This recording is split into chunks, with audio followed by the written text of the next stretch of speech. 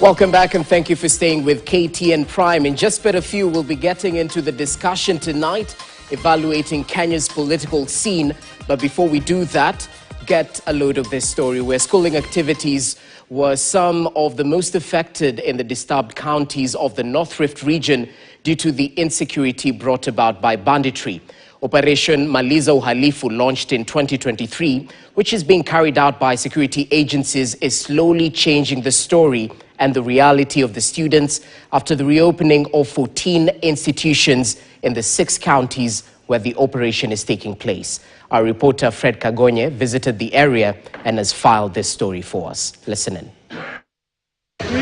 Among the visible fruits of peace is the resumption of schooling activities at primary, secondary and tertiary levels. We visited the Arabal Primary School that also hosts Emboso Secondary School, which were vandalized by bandits, and here we found the facilities are classes by day and dormitories by night. They are actually really congested in that class. There's no space for that case. That's why it was important for us. We are planning to see how we can move to our school. You have got the dining hall and the boarding. That is a dormitory for boys and girls, and I think we shall be okay. The Kapinda Sum Primary School is among the institutions in this region that have undergone some renovations by the Kenya Defence Forces, with the head teacher here telling us that they have experienced a boom in student numbers, which has stretched their facility, while calling on the government to invest more in their schools. Our focus is on the child.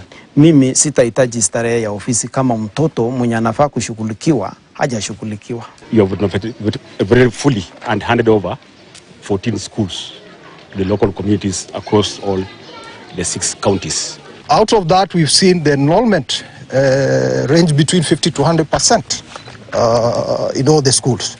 And that is very positive in the sense that you can see that the aspect of your education is being embraced by the people of North Rift. Lomelo Primary School on the border of Baringo and Turkana counties, as well as Mukutani Primary School inside Baringo, have also seen an increase in the number of their students, calling for more support from the government and well-wishers and putting out a call to parents to bring back their children to school. Ningeomba tu serikali yetu tukufu itujenge hii shule iwe shule moja kubwa ambayo wanafunzi wanalala ndani. We displace the learners so that we can have a staff room. So if we can get an administration block, that one also can assist us. The Cheptulel Boys High School had been closed for the last 3.5 years, but in 2025 it resumed operations thanks to the multi-agency Operation Maliza Uhalifu. Well, Kolowa Primary School near the border between Baringo and Elgeyo Marakwet counties is picking up from the pieces of the constant closure. At the moment, we have been assured by the security office, especially the county commissioner, the DCC, that they are going to bolster security. They are going to give us 6 NPR to guard the school, and already we have 2. Eneo hili na eneo hili pia wawakilishi wa wadi, wabunge, machifu na viongozi wote kwamba wahakikishe kwamba kila familia wamepeleka watoto shuleni. For tertiary institutions, the North Rift Technical and Vocational College in Tiati is now home to not just local students but also students from other parts of the country, a sign that peace is no longer in words but a reality. I decided to use a scholarship for talented youths so that at least they can come and play, so that we can uplift also students, those who are unable or those who are from poor background. Imekuwa shule na imekuwa life. So tumevumilia hiyo time yote. Tunashukuru kwa sababu government wametusaidia, wamemaliza at least some of the buildings ile tunasomea kwa wakati huu. We are here, calm, there's enough security, we have enough teachers, we need more and they will come more, but at the moment there's a security and therefore you are motivated to come and do the learning. The KMTC local campus is seeing a rise in its student numbers, which the principal attributes to peace, adding that investments will see better training for their students. Our students buy food from the market, so it is boosting the economy of the area. Also, it has created some kind of employment for the local community. As the institutions here put out a call to locals and Kenyans to enroll their children, investments in the sector are still lagging behind, with the ball now being pushed to the government side to do its part. Fred Kagonye, KTN, Baringo. Well, thanks, Kagonye, for that positive report on the security efforts being inculcated in Baringo. Let's now talk matters politics. It's 10 minutes past 10 p.m. and we want to take a look at the latest developments that have played out in Kenya's political space. A lot is happening, and one can barely tell that we have over 2 years to the next general election. Already politicians are positioning themselves, trying to join the winning formation in a bid to perhaps remove President William Ruto from power in 2027, or for those who are lining up with him, ensure he gets a second term in office. I'm joined by three learned individuals. Allow me to introduce them. Fanyamambo Kinuthia, a lawyer. Asante sana for your time. Karibu. Thank you very much. It's happy great to be here. I saw you somewhere, and we'll get to talk about that in a few. I was at the right place. It seems so. Yes. Okay. Dismas Mukua equally joins us. He's a political risk analyst. Dismas, it's been a while. Asante sana for your presence. Thanks for the invitation. Asante. Equally joined by Maliba Arnold, a public policy analyst. Maliba, it's great to see you. Karibu sana. Asante sana. Okay, looking forward to your indulgence as we evaluate Kenya's political scene. Let's just start with an array of sentiments shared by Kenya's political leaders in the course of this week. Most recently today, as Martha Karua rebranded her party to the People's Liberation Party from NARC Kenya. Equally, we saw a meeting between President William Ruto and Raila Odinga on Monday this week. And of course, as they say, a picture speaks 1,000 words. So many people are out there, perhaps agitating for a meetup between these two parties, Kenya Kwanza or UDA and ODM, formalization of their union, or is that in the offing? Remember, Raila Odinga mentioned next week he'll be given his way forward in terms of his political direction. Let's just listen in to some of the sentiments. Before I make any comprehensive statement, I was going to consult widely. I will make a statement sometimes next week. And I want just to tell you here also that watch this space. Wale wanaongea kwenye mitandao, wanaongea kwenye maredio, wanazungusha maneno kwenye magazeti. Nimejaribu kuwasikiza kwa makini hawa watu wako na mpango gani. Ati mpango yao yote eti ni kumuondoa Ruto. Hawana mpango nyingine yoyote. Hawana sera, hawana mpango, hawana maoni, hawana maono, hawana chochote. The real transformation of this country will happen with the ballot box. So tunaomba Gen Z mchukue vitambulisho na muandikishe kura. Alafu siku ya kura mjitokeze mapema. Saa 9 mko kwa line. Na ukipiga kura una record kwa smartphone. Na kumobilize the rest of us, mtu mobilize. Tuko mikononi mwenu. You are the real liberators of this country. Our commitment to place your needs first, to fight, to unite and liberate Kenya, to stand with other leaders in order to accomplish this.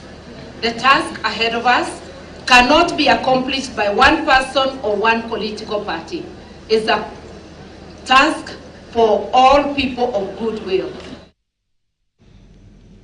Okay, most recently, Martha Karua during her relaunch today of the PLP, that's the People's Liberation Party. Let's start with you, Fanyamambo Kinuthia, because you were present during the relaunch of the PLP. It seems that they're pushing, or there's a quest for a united opposition coalition, perhaps a little bit similar to what we saw in 2002 NARC coalition. But the key question would be, how do you ensure these interests remain aligned? Because at the end of the day, every politician is angling for their interest. And at times, the divide and conquer tactics might be applied to ensure there's no united opposition. Talk to us about it. First and foremost, thank you. Today was one of the most beautiful days in Kenya's politics. Why is that? It was a beautiful day because everybody who thinks well for this nation came together.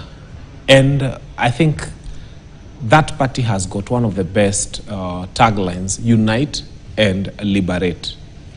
And we saw people from all parts of the political divide, even some members of UDA. I mean, today I saw a member of parliament who is actually a party office holder in UDA, the MP for, what's his name, Edward Mureu. He was there. He's he's a senior party official at UDA, and he was there. And what we are trying to say is that we shall present President William Ruto with a united opposition. It is something he had never envisioned in any of his dreams, that at any one point in time, the opposition would come united. So if there's going to be any opposition, it's going to be the opposition that he's going to create. Because I can tell you for sure, being the politician he is, he's going to create opposition. He's going to create a few people and tell them to vie so that he can divide votes in certain areas, and he's going to finance them. But for sure, I can tell you that anybody who had harbored presidential ambition before today came and made a declaration and said, look here, the common enemy for the Republic of Kenya right now is the President William Ruto. He has made our lives very difficult, and we all know, you don't even need to tell a class 8 or a primary school child, they'll tell you he has made our lives impossible. And so Kenyans are united in the quest to make sure that we take him home. And through the ballot, I have always said, there are people who keep preaching anarchy, and I tell them, no, Kenya is a constitutional democracy. We have a constitution. And guess what? If we only have to wait for 2 years, we will. Yeah?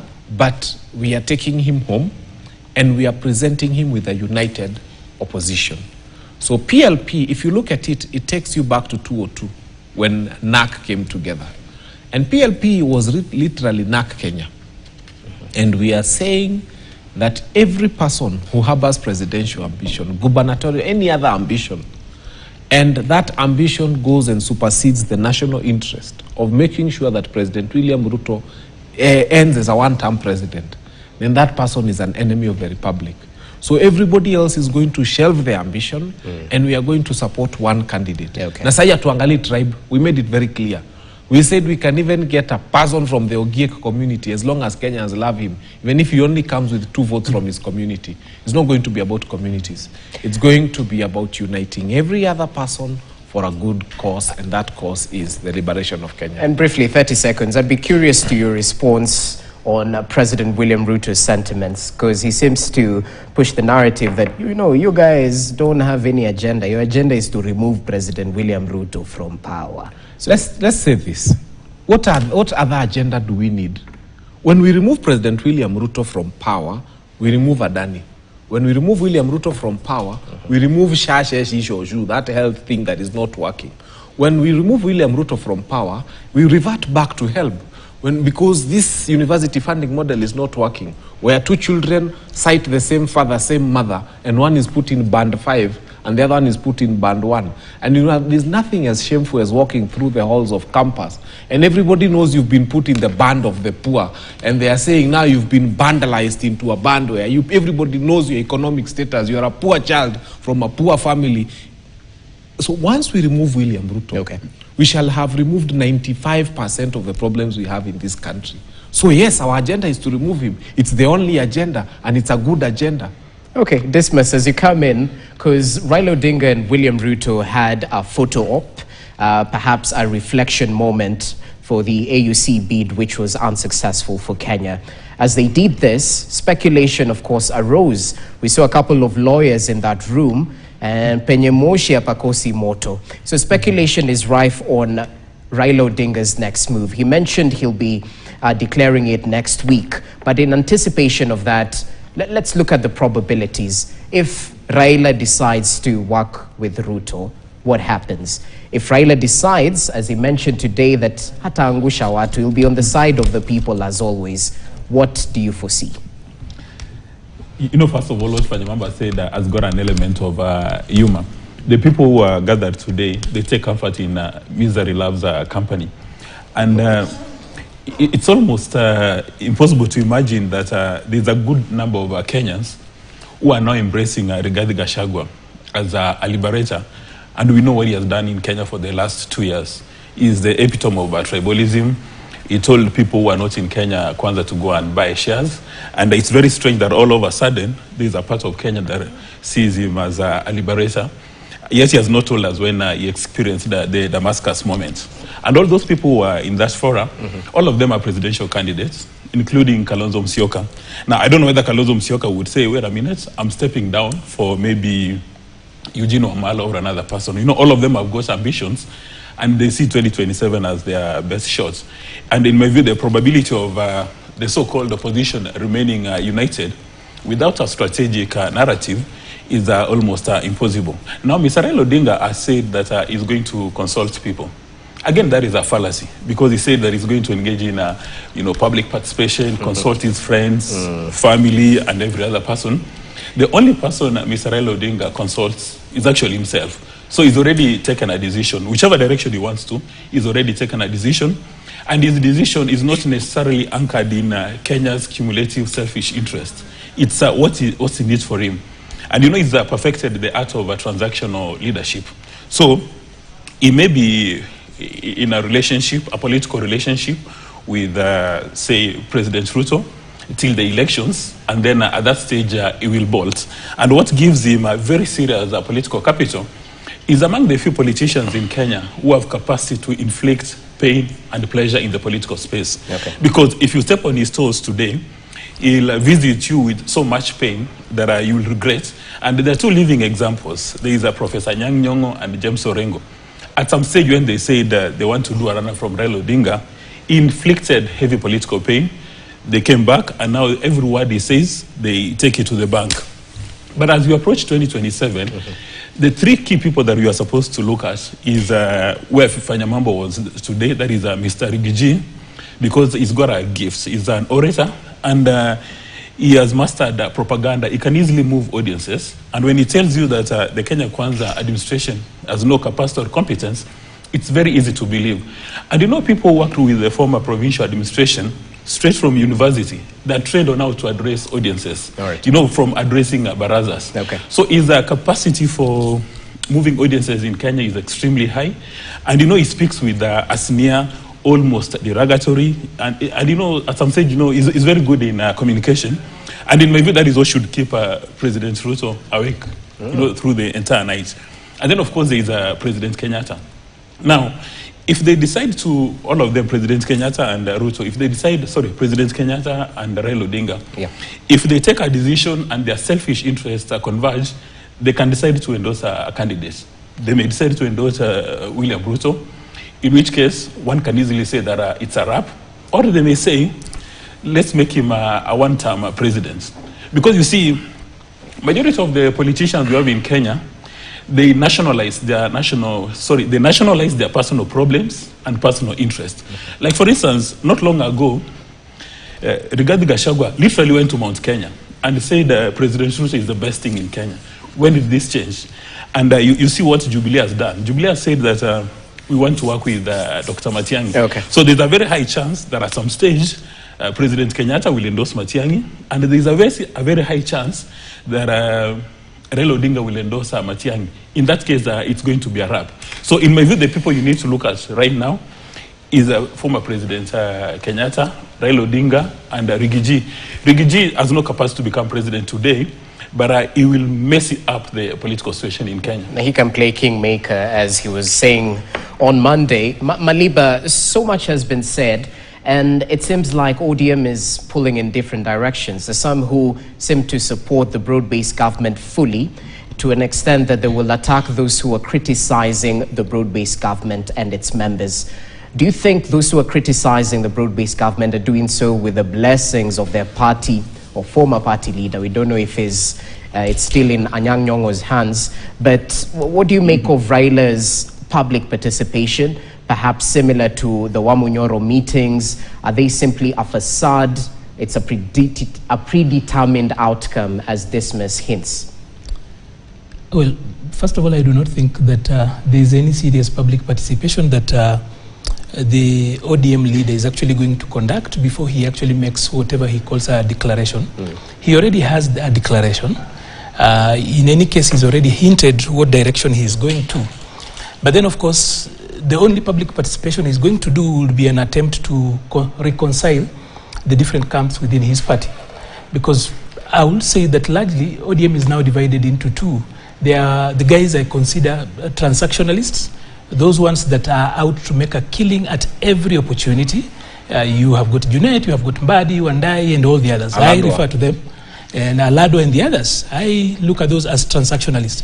And I'm looking at transactionalism here, not the concept of transactionalism. I'm looking at this, or rather I'm using that term loosely to mean people who are out to cash out of every process, whether it's by way of positions, tenders and whatever. Then there are ideologues, the people who believe in the old dream that ODM was. That has got Orengo, has got Anyang' Nyong'o, has got Sifuna and the others. Now, you know, at elementary level of science, there's normally 3 states of matter. We talk about solid, gas, and liquid. But then slightly at advanced level, you can bring in plasma, even though when you look at quantum physics, you will have up to 7 states of matter. Now, in the ODM setting, there could be the people in the middle, the Raila supporters in the middle, then there are the transactionalists, and then there are the ideologues. Only Baba is both of those states. Baba is on both sides. He's both gaseous and he's also liquid at the same time. So he's at the plasma level. So he's both with the guys who actually are supporting government, and the people who are also causing problems actually have got his blessing. So Baba is the only one whose has got levels of being on both sides. What's the end goal there? The end goal there, I think, for him is normally, that's how he's able to negotiate better. Because you see, you can always go back and say, my people are not so happy, especially, you know, like you've made some concession, but then he tells you, my people are not really into this. So you'll have to make extra concession. But be that as it may, there are a few things that you actually need to see. When you see Aladwa say that they will actually remove Sifuna, you then realize that the party is actually irredeemably destroyed. A lot of people don't see that. Because Edwin Sifuna is not Margaret Langat. If you do away with Edwin Sifuna, you honestly hurt the inspiration that he has become. Number one, to the young people in this country. And number two, he is now increasingly becoming a very likable figure in Western Kenya. In Nairobi, that cannot appear. But then it will be foolhardy for anybody in ODM, and ODM still considers Western as part and parcel of their quote-unquote stronghold. So if they touched on Sifuna, I don't think that is wise, because Aladwa is not the future of Western. But Sifuna is, unfortunately. But tell me this, ODM has cracked the whip a couple of times before. Was it Ababu na Mwamba who were ejected from the party, if I'm not wrong? Yes. So the party seems to grow beyond these particular individuals. Won't this be the case in case they eject him? That's why I'm saying that Edwin Sifuna is not Margaret Langat. Okay. Because if you were to do away with Sifuna today in ODM, in the manner in which they actually propose, you will actually just make him very, very popular. When Margaret left, that is the last we heard of him politically. But if you did that to Sifuna today, that one I can guarantee you, if you actually observe politics, you simply would have actually launched his new political stage going forward. So I don't think Aladwa really knows what he's speaking about. Right. And if it were Baba of old, Sifuna by now wouldn't be in the party. You know, Aladwa doesn't need what he's speaking about, because if you go to the Kenyan dictionary, you key in Raila Odinga and you look for synonyms, you will get ODM. So ODM is a special purpose vehicle for Raila Odinga. Whatever is happening within ODM party, you know, Maliba calls them transactionalists, gas, plasma, all these kind of things. That is Mr. Raila Odinga. That is how he does his politics. Simple. If you step on his toes, he'll ask you to take a walk. Okay. And if you take a walk without political capital, you become a chapter in history books. Those two good examples, Anyang' Nyong'o and Orengo attempted to get out of the nest. They suffered, they bled, they came back. However, on the other side, there are people left.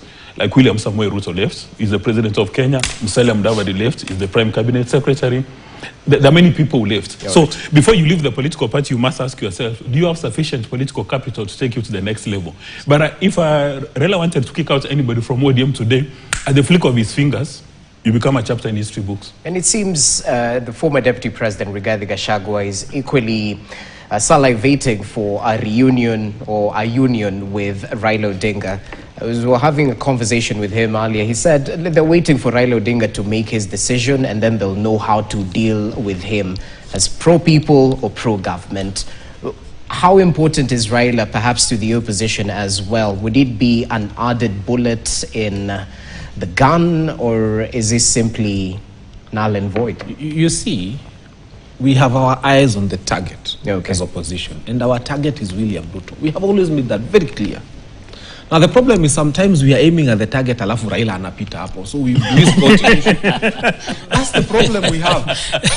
And sometimes, you know, have you ever seen a marksman? He's just almost there, and then now Raila anasa, we say you're told hold your fire because you don't want to shoot him because you don't understand what he's doing there. He's straying into the path of fire. So what we are trying to tell Baba, please, I want you to declare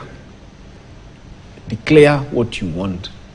We want to know how to deal with you, so that as we are throwing our jabs at Ruto, so that if you are hit by one in the process, then you will not say we hit you badly, because we want it to be very clear that you are with the person that Kenyans are trying to fight. Therefore, if we put you in the same bandwagon that tuwachape nyinyi wote, then there's no mistake. Otherwise, you might have been going there for a cup of tea and then you are hit by things that were not meant for you. So, Baba, please make your stand very, very, very clear. Even his supporters, Bunge la Wananchi and all the others, they are very confused. They don't know where to place Baba. And they don't know how to deal with Baba right now. Because this amorphous outfit, this amphibian, it's in water and it's on land. Now, we don't want that kind of a creature called a frog that can survive both on water and land. We want a very, very clear thing. We want to know we are dealing with an eagle that's in the air, or we are dealing with a mammal that's on land, or completely a fish that lives in water. Right now, Baba has become an amphibian. He's in water and he's on land. And it's very hard for us. So, sisi tunaomba tu your statement alisema. Akuje aseme very clearly, I'm with William Ruto. Sisi tuweke kwa kikapu moja, tuanze kulima kabisa sasa bila kusahau. Ama akuje atuambie we are not with William Ruto, then tumwambie sasa kaa pande hii, so that we all join in the force. But because for us it's very clear what we want. We want to remove William Ruto from presidency through the ballot. And anybody else who comes with any other idea is not welcome in a constitutional democracy, because we don't want to turn Kenya into anarchy. I've always made that very clear. Those people who are thinking at 20 sijui turushe mawe, 20 state house, that thing is not good, because we have a constitution. We have a very beautiful country. Tunaweza vumilia kidogo. Lakini tunataka pale kwa debe. We make a very clear statement. Do you know, by the way, there are counties in this country that have decided William Ruto will not even have agents. Na hakuna mtu atapigwa. You just come, you're told when ni agent wa Ruto, unaanza kuchekelewa. Unachekelewa mpaka unaachana na badge unapotea. Yaani hakuna kupiga mtu. Unachekelea tu mtu junior agent wa Ruto anapotea. That's what we want to do in 2027. Maliba, briefly. I just needed to respond to some few things quickly. Number one, I had Dismas here talking about the person of Rigathi Gachagua and talking about he cannot be a liberator now. He now appears like a liberator and whatever. I think Dismas gets it wrong. The movement out there is not about Rigathi Gachagua the person, and he even knows that. So if you waste a lot of time, like I've seen some media house today trying to come up with a whole article about Rigathi Gachagua, he no longer matters if he had 66% of the people in his office or not. It's not about him. By the way, Rigathi is not the one who has consolidated the opposition. He simply has gone on and is trying to get the leadership of the people. The people had already moved, at least from the region where he comes from. He was the only one who was stuck on one side, and he was doing catch-up. So it's not about the person of Rigathi Gachagua. But then it doesn't matter, even if he were to be bought and come back on this other side, he will come back alone. So it's not about him. Two, you spoke about all of those guys, probably every one of them wants to become president. Fanyamamba was there. He's not said if he wants to become president. He wants to become MP. The one thing I know is that that particular formation is actually going to be bigger. Because, like for example, soon you will actually start referring to me by my correct name as a party leader. Okay. Awesome. We'll get to those details. Because it's just about, I was building on that because we are just about to finalize our party registration process, and we'll be coming up as a Progress Plus Alliance. We also hope to build a movement that then shows up in 2027. But be that as it is, what I just needed to emphasize is this, that you showed the video of the president talking about these other people do not have a plan. The only plan they have to remove me from is to remove him. You know, just I was born in Mathare. you probably have never had a jigger. It doesn't matter what is happening to you, but the business will just be about removing that jigger in the body. So that then you can start thinking about food, you can think about putting on shoes, you can think about, there's so much to be done. All right. But that feeling is very, so the president is not wrong on, when he says that he has no competitor, the president is 100% correct. He has no competitor because the people have already decided whom they are not voting for. We need to take a short break I like on that this particular Maliba. note. I like the new Maliba. He has experienced the Damascus. Oh, I like the this. new Soon to be Maliba. a party leader, don't joke. Yeah. We should be Anyway, very let's careful take with a short honorifics. break. We'll be back right here on KTN Prime as we continue evaluating the latest developments in the political space. Stay with us.